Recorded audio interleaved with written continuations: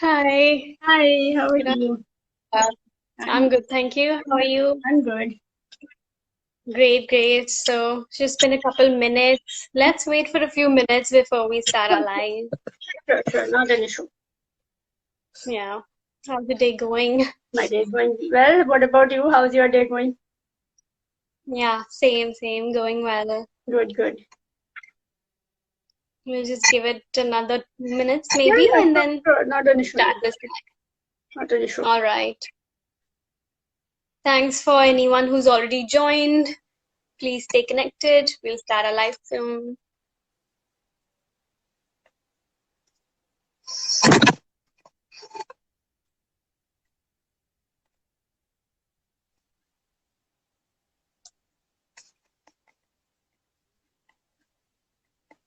So I think it's a pretty interesting and relevant topic, the one we're about to discuss.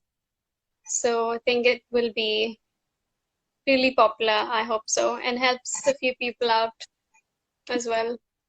It is like, the need of the hour, like, especially with most of us, like, going back to the regular offline mode.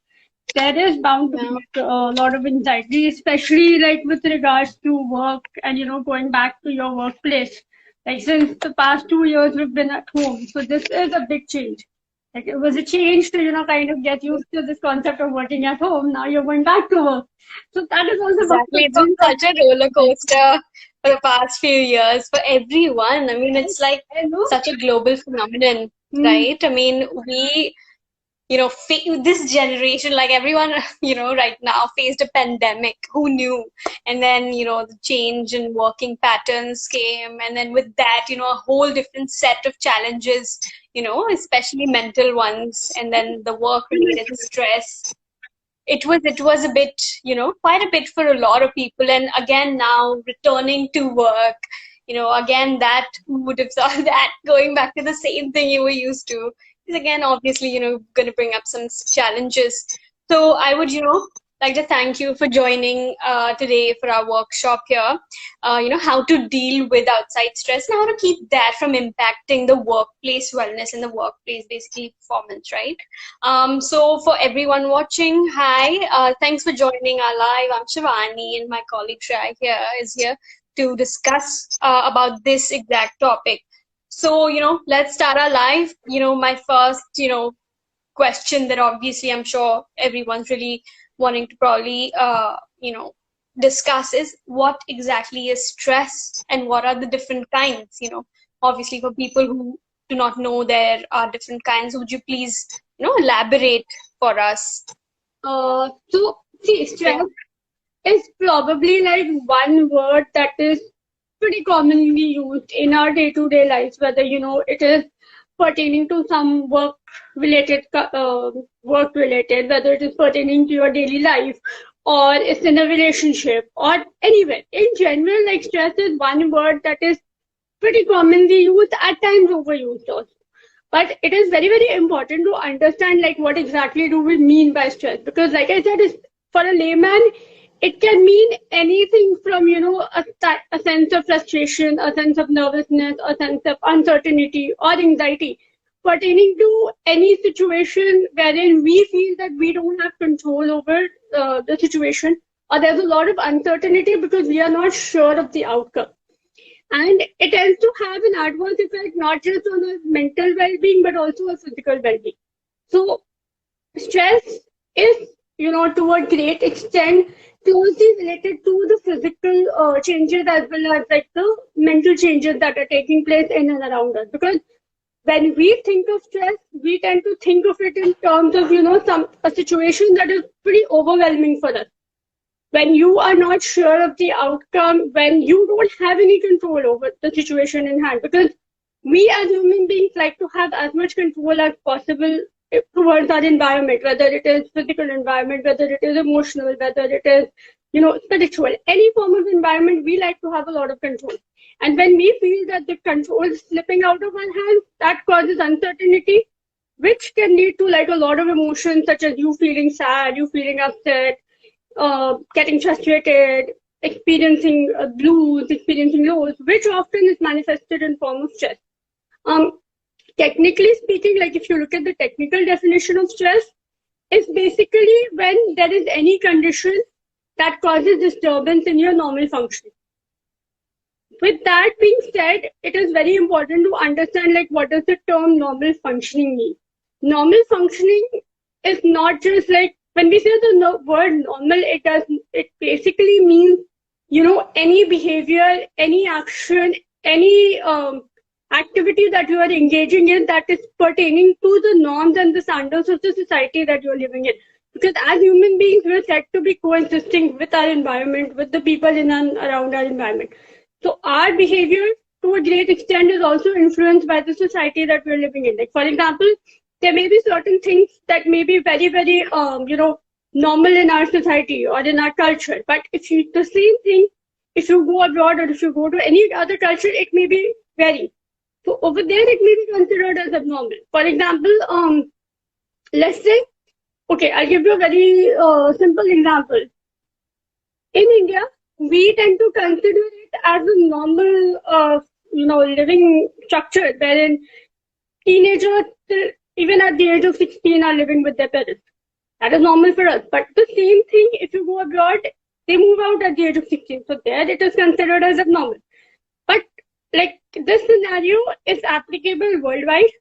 And there, the fact that the child is still living at the age of 16 is something that might be stressful for the parents. It might be stressful for the child because the child has to step out. Over here, if the child says that I want to step out at the age of 16, that's like the first red flag for parents. Oh, is my child really ready to step out? So again, that can be a major cause of stress. So any deviation from the norms and the standards of the society, when it causes destruction, that is basically what is termed as stress. Now, stress can also be an interplay of work and people. In terms of when I use the word interplay, what I'm trying to say is like, how is it that your work is causing you pressure? We say that pressure is good. We all need pressure in some form or other, and it is like to a great extent. If this work pressure is something that is motivating you to move forward, something that is encouraging you to excel in your field, something that is pushing you in the right direction, then it is definitely good. But the moment you are forced to take a step back, you're forced to sort of reconsider your decisions, and it is interfering with your daily activities, that is when it becomes bad. So this is basically what it means by normal functioning. As long as you're able to carry out with your activities of daily living, like you're getting up on time, you're brushing, you're bathing, you're going to work, you're going to school, you're studying, you're meeting your friends, all of that stuff is happening, is fine. Then there is no disruption. But the moment it starts disrupting all of that, that's when you should probably consider it as a red flag, and you should start talking to, either reach out to your family members or reach out to a professional, but just be mindful of this. So this is basically what the definition of stress is. Now, there are basically two types of stresses that we have. First one is eustress, second one is distress. Eustress is a type of stress, like another way of looking at it is that it is termed as positive stress. Now, like I said earlier also, stress can be both positive and negative. It is positive when it is, motivating you, when it is helping you to identify your passion for work, when it is pushing you to move forward, when it is helping you to enhance your abilities and your talent, and it encourages you to take on new challenges. While all this is being said, there is also another thing that we have to keep in mind. With regards to eustress, if you are able to, because a lot of people have this tendency to push themselves till the edge. They keep on taking on like a lot of work, and they try to reach that stage wherein in their head they're thinking that, I can cope up with all of this and it's not going to cause burnout in any way, and I will be able to manage multiple things in one go. But while you're doing that, it's pretty good that you're able to multitask. By all means, go ahead. As long as you're able to devote 100% to everything that you're doing. Don't be at that stage wherein you're trying to do 10 things, but then you just end up doing all the 10 things wrong. Well, Even if like if you have 10 things to do, even if you're able to do 5, as long as you're giving it your 100%, that's all that should matter. So that's the key thing with use stress. While it is pushing you to move forward, you also have to remember that you are not exhausting yourself, you're not using up all your resources, that it ultimately leads to burnout. So this is there. Distress is when it tends to have a negative effect on you. In the sense that, you are pushing yourself, you are staying up all night, you're working, you're studying, you're doing all these 10 things at the same time. But you realize that you're reaching that burnout stage wherein, you have utilized all your resources, whether it is bodily resources, whether it is physical resources, and you're no longer able to cope up with the situation in hand. Ultimately, what is happening is that you're procrastinating, your work performance is going down, your productivity is going down, your health is going down, physical or mental health is going down. And that in turn is leading to other mental problems such as maybe stress, maybe anxiety, maybe depression, maybe social withdrawal, maybe adjustment issues. So that is when stress becomes distress. So these are basically the two types of stresses that we have. Okay. Uh, Thanks, Shreya. Thanks a lot for, elaborating it so well for us and, even going through like what exactly burnout is. Because, we see a lot of people using this word, oh, I'm so burnt out, at the end of a hard, stressful day. May not be burnout, but, they just use it as a synonym for, exhaustion or just really feeling tired, right? So thanks for clarifying that for our viewers. The next thing, obviously, since we've discussed, stress and what it means to be stressed and what it means to be burnt out in such depth, I would like, to go over maybe, let's say, what could cause this stress or the kind of burnout we talked about or the kind of distress, right? And what could be the causes in general? okay. See, like in general, one situation that may seem like stressful for you may not be stressful for another person. So your individual perception of the situation matters a lot in terms of, like how strong you are, how well can you handle the situation in hand. For example, let's say I am somebody who is used to working for long, expensive hours. I am used to taking on the work pressure, and I am used to, like probably biting off more than what I can chew. But I'm comfortable with that. And it is not in any way like interfering with my daily activities or my daily functioning. So then it's not stressful for me. But the same situation, when you see another person doing what you're doing and they're not able to cope up with it, that might become a cause of stress for them. Typically, when we talk about causes of stress, so there are two ways in which you can divide it. One is internal, the second one is external. So stress, like I said earlier, is not just a psychological term that is used for, experiencing any kind of uncertainties, experiencing any kind of discomfort, wherein you are not able to cope up with the situation. There are also physiological changes that are taking place when you are experiencing stress. So typically, like when you are in a stressful situation, our body tends to get into the fight or flight mode, something that we term as, wherein your sympathetic and parasympathetic nervous system gets activated. You either try to fight the situation in hand or you run away from it. Now, whether you're fighting the situation, whether you are running away from the situation, there are bound to be a lot of physiological changes that are going to come. So physiological changes, for example, there might be an increase in your heartbeat, there might be an increase in your breathing, there might be excessive amount of sweating, palpitation. All of these signs are part of, your body telling you that you're in a stressful situation. Now either deal with it or get away from the situation. When we say that there are internal causes, a lot of times the stressful situation may not be like on the face of it. It may come from your perception of the situation.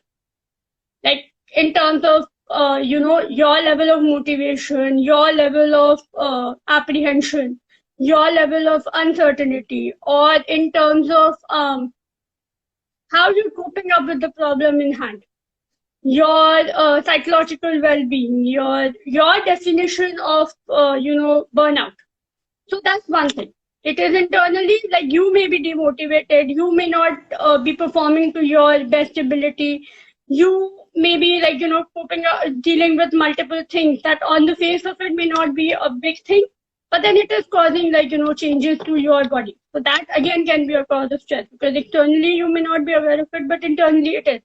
Lack of sleep, change in your routine, social interaction, pressure, peer pressure, or pressure from home, pressure from work. All these things internally can cause stress. Also, like when you're experiencing negative emotions, or when you are like, extremely feeling extremely low, or you're having the blues. Again, that can be an internal cause. External cause, like specifically if you're talking with relation to work, because this that's like our focus, it can be a lot of times related to the organizational climate that that's surrounding you. One of the most common causes of stress is job insecurity. Like when you start doing a job, or when you start working, you're going with this notion that this is going to be something that you're going to sustain for a long time. At no point do you want to leave your job or do you want to get fired. But when you see that there is a lot of uncertainty, when you see that there is sudden change in your environment, whether it is the entry of a new person, whether it's like a promotion of a colleague, whether it is a change in your salary package, anything like that, that may cause uncertainty because you're not sure like where you stand. Like, whether you have the job or not, whether there's someone replacing you, whether you're getting fired, whether you're getting a demotion, or even for that matter, it's not just even about demotion, it can also be related to promotion. Because when you're getting promoted, then you will be handed over new responsibilities, there will be new tasks that will be assigned to you. You're not sure whether, you'll be able to step up to their expectations. So that in a lot of ways can also be a cause of job insecurity. So that's one of the major causes. And like no matter how old you are, how many years you've been working, one thing that we all seek for is approval. Whether it's from our co-workers, whether it is from our seniors, whether it is from our juniors, at the end of the day, we all need a sense of appreciation. And when that is not being given to you, that can also be a cause of job insecurity. Working hours. Now, we have this notion of, thinking that we can work like around the clock. People ideally like to believe that, हम 10 hours काम कर लेंगे, हम 12 hours काम कर लेंगे, it's not a big deal. Like just 2 hours of sleep is enough to, function. That is not the case. Your body does need to rest. You do need to like, make sure that you're getting adequate amount of sleep, adequate amount of rest. So when you're not doing that, when you are exhausting yourself, again, when you're using your resources, your bodily resources more than what you're supposed to be, or more than what you're capable of, that can again be a cause of stress. So working for long hours, not taking frequent breaks, and like, not dividing your work, or as we like to term it as planning your day, like, having a to-do list or something like that, can also be a great cause of stress because you might feel like you have a lot of stuff on your plate and you don't know where to start from. As like I can tell you, like, as students, we tend to stretch our limits by, staying up till late in the night and studying for exams, thinking कि अरे next day paper होगा हम कर लेंगे. But the fact of the matter is that if you don't plan all this, you are going to experience burnout, and that is going to be a cause of stress because there's only so much that you can do as a person. It is not just about like your capability. By no means am I doubting your capability, but even with your bodily resources, you do need to rest. That is why, like they say that as important as it is for you to be working, it is also important for you to be resting. So 8 to 10 hours of adequate, like 8 hours of sleep, plus like 2 hours of just resting is what is advised. So again, manage your work, like have like a proper work-life balance. Then a lot of times when we start working, especially as freshers, we tend to have this people-pleasing attitude wherein, we want to please our boss, we want to please our colleagues, we want to please our seniors. We try to take up a lot of things. We might end up taking their work, thinking that, it's going to like, make it easier for them. Maybe we can bite off a chunk of their work and do it on their own. So you're not just doing your work, you're also taking on added responsibilities, which may not be required. And after a certain point of time, people might just start using you to get their work done because they know that you're somebody who's readily available and you have this attitude wherein you just want to do things so that you're in their good books. But that is not helpful for you because you have your own things to take care of. You have your own work to do. You're taking on additional responsibilities. How is that going to help you?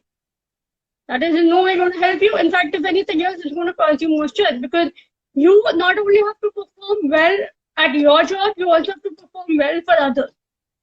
Especially when this sense of added responsibility is not required. So divide your work. If it's possible, like if you know that you already have like a lot of things on your plate, there's no harm in asking for someone else to help you. If you're ready to step up to the plate to help others, they should be able to do that as well. And talk it out. Like tell your boss that this is my maximum. I am not able to do beyond this. No person is going to be like so indifferent towards your problems that they're just going to keep on dumping work. If you give them this, if you open your gates towards telling them that I can take on a lot. I'm a hard worker. I can do more than what you expect me to do. They will, give you more work. That is pretty understandable. But that is where you have to draw a line. You have to draw a boundary. You have to decide what's right for you because at the end of the day, it's your body, it's your state of mind that you're working towards. You're not doing this for anyone else. So draw a line. Again, have control over the amount of work that you're doing. Just because you're in an organization and you are an employee doesn't mean that you have to give up your dreams or your goals or your aspirations for the sake of the organization. If you yourself are physically and mentally not fit, how is the organization going to benefit from you? Right? It has to be a two-way relationship. So again, have control over your work. Also, when you take up a lot of things, you start losing interest in your work. And that is a major red flag because that means that your performance, your productivity is going down. And when that happens, that often becomes a problem for the organization because that's how employee dropouts also happen. If I'm not interested in the work that I'm doing, if I am not giving it my 100%, if I am experiencing a sense of burnout, I am going to walk out. There's only so much that I can do. No matter how good the organization is, no matter how well I'm getting paid. Ultimately, I will walk out because I start having self-doubt. I start devaluing myself. I start, thinking that maybe I'm not good at what I'm doing. So take a break. Divide your work and be reasonable in terms of how much you can do. The managerial side, like the way that your leader leads you also can be a cause of stress, especially if your manager has an autocratic style, wherein the manager is giving you very little freedom in terms of how things are supposed to be done. It's only the manager's way, or you will be in trouble. That's not the right way to go about working in an organization because at the end of the day, it has to be a two-way street. If you are working under someone, that person should also be open to listening to your suggestions. Whether they accept or not, that's different. But again, you should have this much say in your organization that you're able to voice your opinion.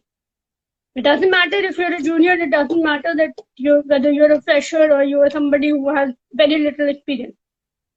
A leader should be someone who should be open to hearing what others have to say. Because even if an idea is coming from a fresher, they may have certain reasons why they're suggesting those ideas. So be open to that. And also the same goes for you. Don't be scared of voicing out what you feel because if you don't give your ideas, how will they know whether you have the knowledge or not? So that is it. And overload and underload of work. Now, these are two extremes of a spectrum. On one hand, you are getting a lot of work to do, wherein, you're stretching beyond your capacity or beyond your capability and you're biting off more than what you can chew. So that is also bound to cause stress because you're exhausting your resources.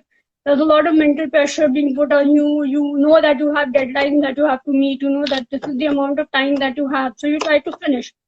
Underload is when you're not getting a lot of work. Now, that can also be stressful because you're whiling away your time. There's a lot of uncertainty because you're not sure in terms of where you stand, whether the organization needs you anymore or not. Are you even contributing towards the organization? What's your role? That can also cause a lot of uncertainty because that may lead to job insecurity because you are not sure in terms of whether you're required in the organization. Like, why is it that I'm not getting any work? Why is it that I have so much free time in hand? So, in case you're in either of the two situations, talk. Because unless you talk, there will always be this sense of doubt, which is not going to get cleared up. You are going to start overthinking. You're going to come up with worst case scenarios, and that is just going to cause even more stress. Maybe if you clear the air, maybe if you talk to someone, you might get some clarity, and to a great extent, you will be able to control your stress and your anxiety that may be coming because of this. So, sometimes, like, in an organization, as an employee, if you feel that this particular job is causing you stress and you're not able to work, maybe it's more than what you thought you're capable of, or maybe you're not ready to do it, maybe you're not trained. Talk to your manager, tell them what the problem is. Maybe they might be able to address it better than you can, rather than just working, not giving your 100%, experiencing a decline in your productivity, and having someone yelling at you or telling you that you're not performing at par. If there's any sort of problem, maybe you require more training, maybe you don't have enough experience, maybe you need to observe some senior and then you can learn. So just talk it out. These are basically like some of the causes of stress. Yeah, and I think, you covered the main bits of it because, a lot of time we're struggling with these issues, but we don't really know how to bring it up or even like compartmentalize, okay, this is something that's causing me stress, right? So I think having had this conversation, it's really important to know that, something is going way out of, what we can handle and what we should even sometimes, in terms of like the point that you made about the managerial style. So in that case, obviously, a conversation with your obviously manager is a must, right? So the next part, I think, what we should really talk about. Would you be able to tell us how one can measure the stress and who would be the one measuring it? So, like I said earlier, also, like when we talk about stress, there are two components to stress. The first one is that it is often marked by physiological changes, and second one is that there are psychological changes taking place. Now, physiological changes may be masked in terms of like you experiencing, let's say, headaches, falling sick, burnout, sudden increase in your heart rate, sudden increase in your breathing, sweating, palpitation, maybe experiencing shortness of breath, or let's say you might have like this, there may be a fluctuation in your sleep. So these are basically some of the physiological changes that might take place, which normally you may not have experienced, but when you're in that stressful situation, you're experiencing it. So when we talk about physiological changes, basically it's more in terms of hormonal changes that are taking place. So our HPA gets activated, and what happens is that when we talk about the HPA, it basically contains the hypothalamus, pituitary gland, adrenal gland. So that when that gets activated, there's a disbalance in your hormones.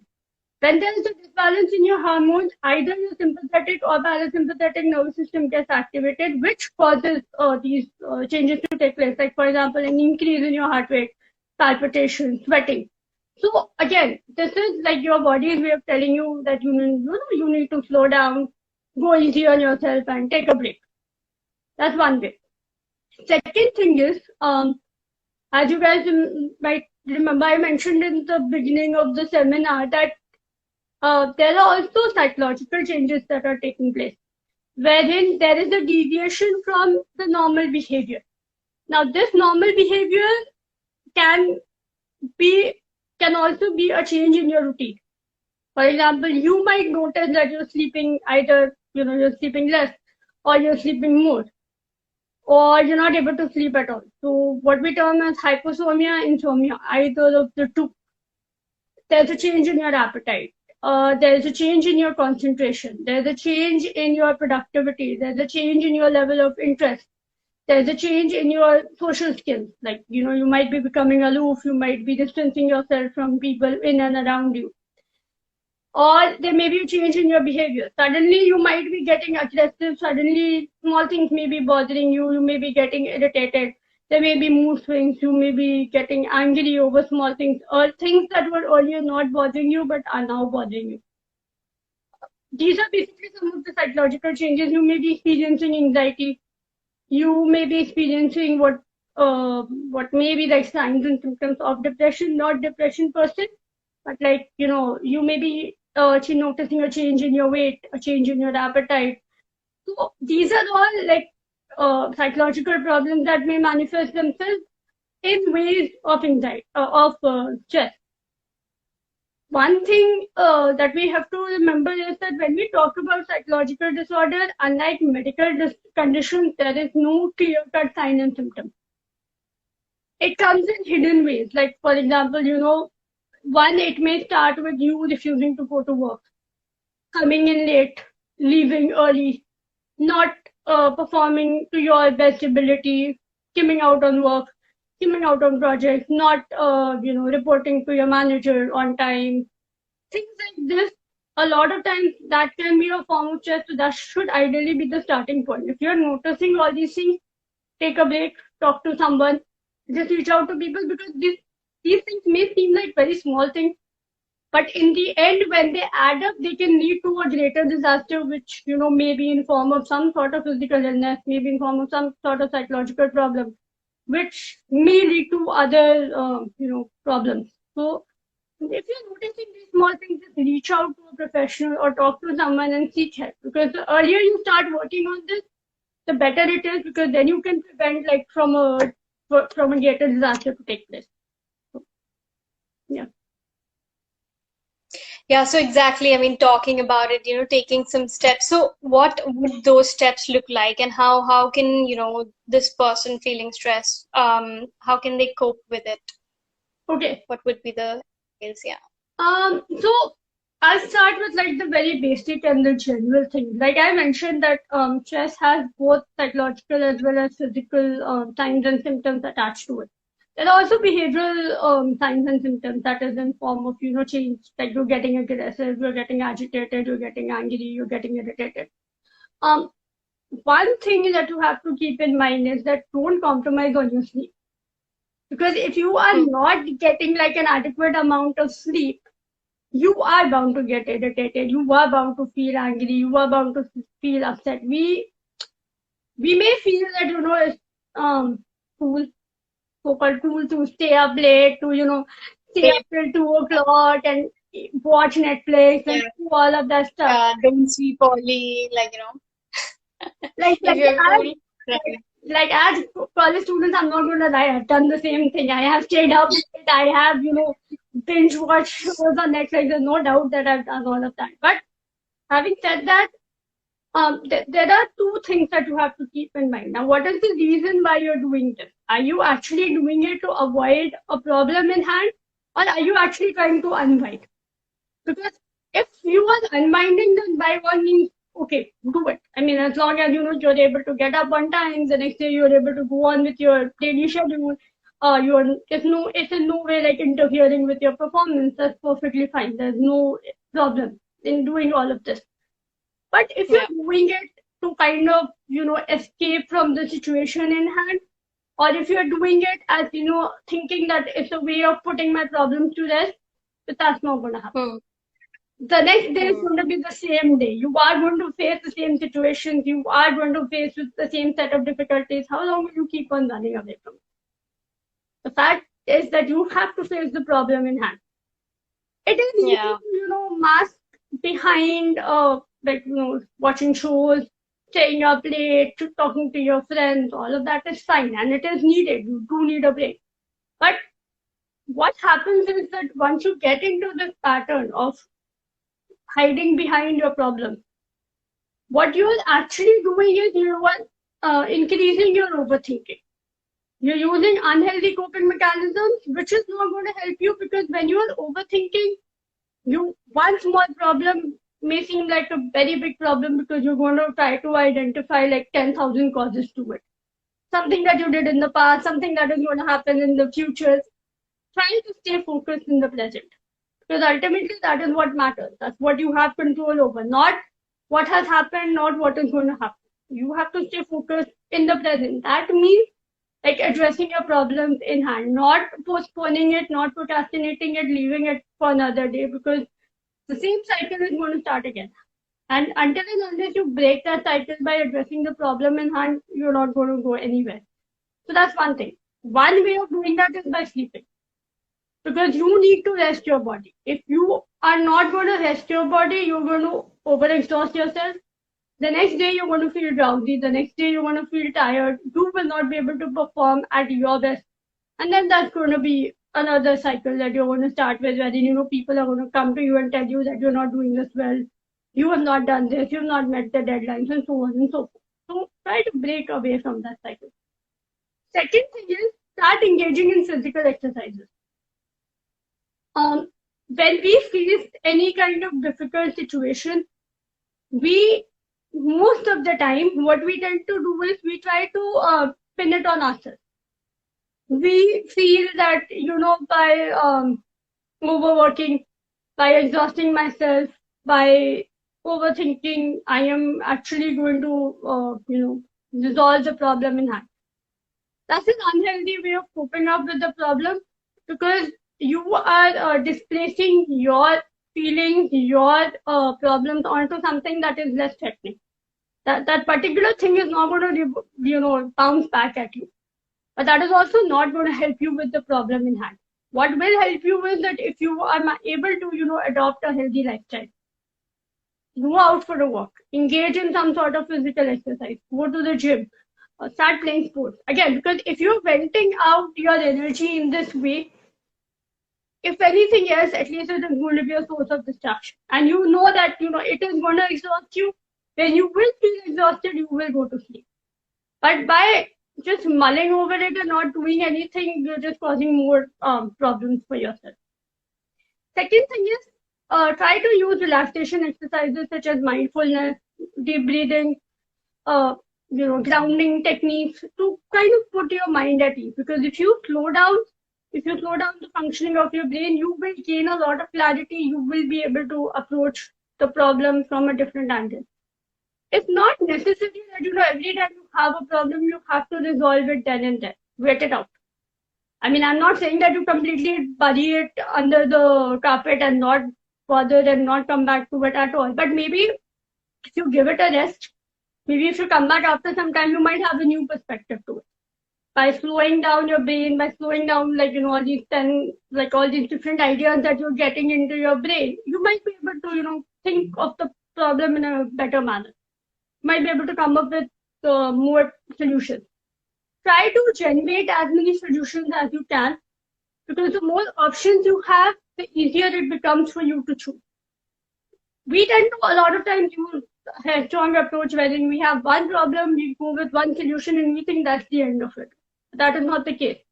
Try to generate more solutions. If you have more solutions, you know that the probability of one of them working out is going to be greater than just one solution in hand.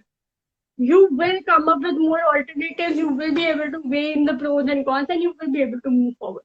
So always give yourself this much liberty that when you're coming up with solutions, you are weighing in the pros and cons, and then you're moving forward. You don't have one problem, one solution approach, because you're closing your gate.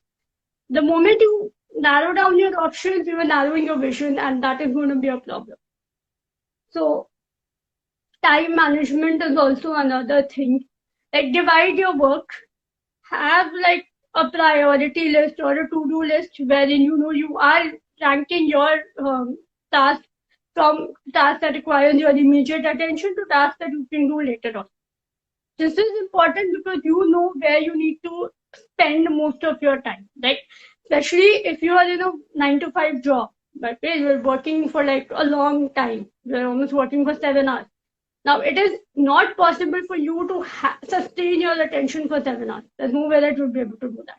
You do need breaks. And you also at some point need to prioritize like which task requires your immediate attention, which is like the task that you can put it off and then you can come back to it. Because as the day progresses, you do get tired. You do feel like you will notice that your own productivity, your own level of concentration, your own level of attention has gone down. That is why it is very, very helpful to start with like the difficult tasks in the morning so that you can get rid of it, you can get it out of your way. Also, that's the time when you're most alert and when you're most active. So that might help you because you will be able to generate more solutions. You will be able to address the problem in a better manner. And as in when you're coming close to, winding up your day, take up easy problems because you know that you don't have to spend that much time thinking over it. You know it is not going to be very taxing for you. And you know that this is something that if you get done easily, you will feel good at the end of the day. But on the other hand, if you start your day by doing easy things in the beginning and difficult things at the end, by the time you reach the end, you might end up feeling bad because you will be like, oh, मैंने तो ये start करा, but मैं complete भी नहीं कर पाई. Maybe I'm not good at it. The self-doubt will start coming. So this is something that I like really do practice, and I've been doing this since a student. Whether it comes to studying something, whether it comes to performing a task, try to do the difficult things in the morning and then keep the easy ones towards the end of the day so that you can go to bed peacefully. So this is just one thing. Secondly, have a timetable. Plan out your day in terms of what task you want to do at what time. Then go according to that because that gives you a layout of how your day is going to be. Especially when we talk about anxiety that is related to work and stress. Anxiety, one of the primary causes of anxiety is uncertainty. When you as a person don't feel that you have control over your day or you're not sure of how things are going to turn out, that is going to cause stress. That is going to make you uneasy and that is going to, you will jump the gun. In that case, try to have a layout of how things are going to be. Yeah, it may not be like a situation, but at least you have some control over your day. If there is some sense of predictability that is there with you, you will be able to, go forward with that. You may not be able to control the outcome. You may not know how your day will turn out, but at least you know what are the events that you have to look forward to. And then, you can plan your day accordingly. One thing, while you're planning your timetable or when you're planning your to-do list, don't do it while you're going to sleep. Because essentially when you're going to bed or when you are resting, you're trying to put your mind at ease. But if you start planning your to-do list at the end of the day when you are like, ready to fall asleep, what that is going to do is that is going to cause a lot of uncertainty because you are, in your head, you are thinking that, yeah, I'm planning my day. Okay, I know what I'm going to do and, I'm trying to eliminate the uncertain factors. Actually, what is happening is that if you're planning it at the end of the day, you're going to get anxious about whether you'll be able to do those things. How will you do it? What if it doesn't happen? What if I can't reach on time? What if I can't finish the task on time? What if I don't have the resources? So avoid doing that. Try to plan your day or try to make a timetable at a time when you're not that anxious and especially not when you're ready to call it a day and when you're ready to fall asleep. So choose a suitable time, like in the afternoon or in the evening when you're winding up your work. That is different. But when you're going to bed, don't do all of this because then it's going to cause even more uneasiness in you. So have now, you can use like a task planner to sort of divide your work, decide like which things you want to do, when do you want to do it, at what time. Give yourself this much flexibility when you are planning your day that if something doesn't happen at that time, you're not getting hassled by it or you're not getting upset. Because a lot of times, especially when we start with, making a timetable for the first time, a lot of people are apprehensive because they feel that they are getting time bounded. It's like a concession in their freedom because they feel that if इस time पे नहीं करा तो फिर then that task is going to be of no value or we are not good at it.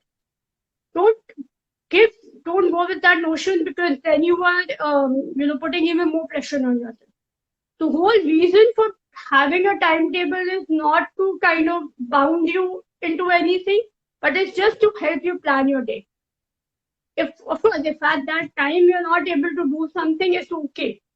You have to be like this flexible with yourself, or you have to be this open that if I'm not able to do it at that time, that's fine. I can always come back to it. But don't procrastinate and leave it for the next day just because you did not do it at that time. This happens to a lot of us, especially when we start with the timetable. We tend to feel pressurized that we have to do it at that time. That's not necessary. But when you're giving yourself this much freedom that you can come back to it, be religious in terms of like what tasks you've assigned. And if you've told yourself that you're going to come back to it, come back to it. Whether it is in like 1 hour, whether it is in 2 hours, maybe at that time you're not ready to do it. That's fine. Because the way you plan your day is not necessarily how it is going to be. So give yourself this much flexibility that if you're not able to do it at that time, you can come back and do it later.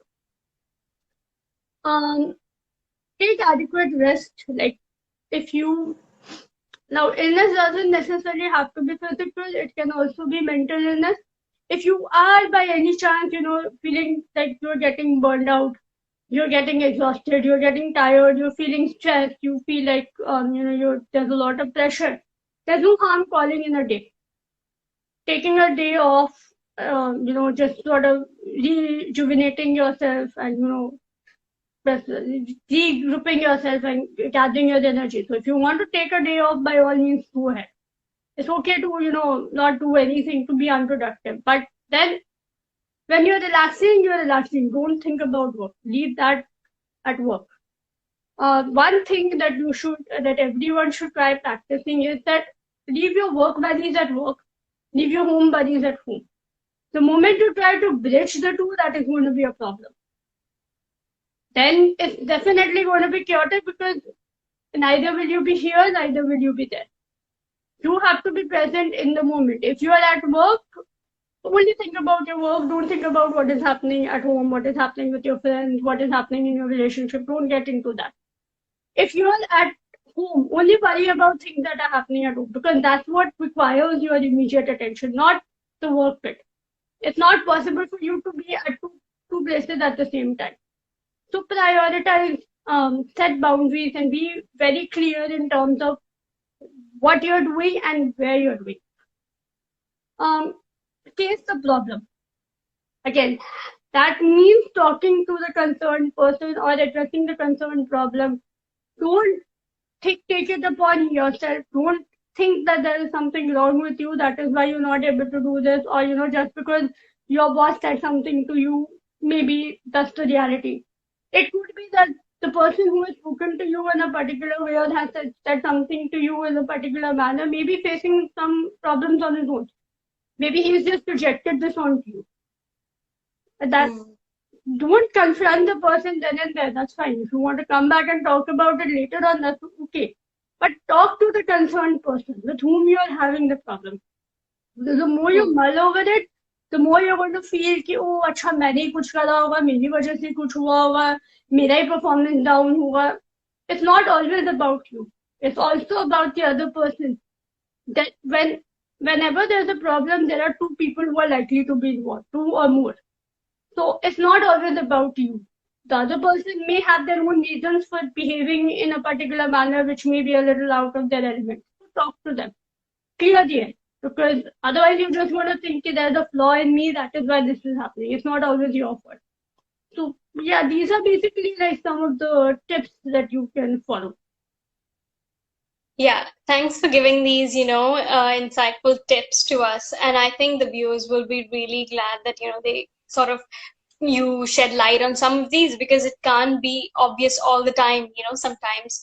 I think there was some really good tips there. So thanks a lot, for sharing these tips and everything else that we've been discussing and you've shared with us today. So I hope the users and the viewers basically, enjoyed this workshop. So now I think we have a few minutes left in the workshop. Unless you have something to add, I would like to ask the viewers if they have any questions for us. and we will, take them one by one. In the comments, you can just add your comment here on the live, or in case, like, obviously, you're watching the live after it's been posted, please do feel free to add a comment and we will get back to you. So let's wait a minute, see if anyone watching has any questions about this topic, and then we can maybe, you can share whatever you need to if there's anything left.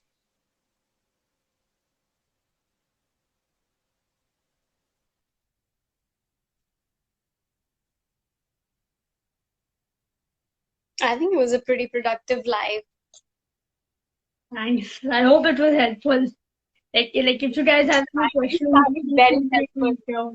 Yeah, yeah, definitely. So I think, people can just keep this as maybe like this informative, like little live, and then you can just, whenever they're feeling stressed, they can be like, oh, wait, I heard this, like I shouldn't be, sort of just keep dragging myself, and I should just maybe go ahead and take help that I do need.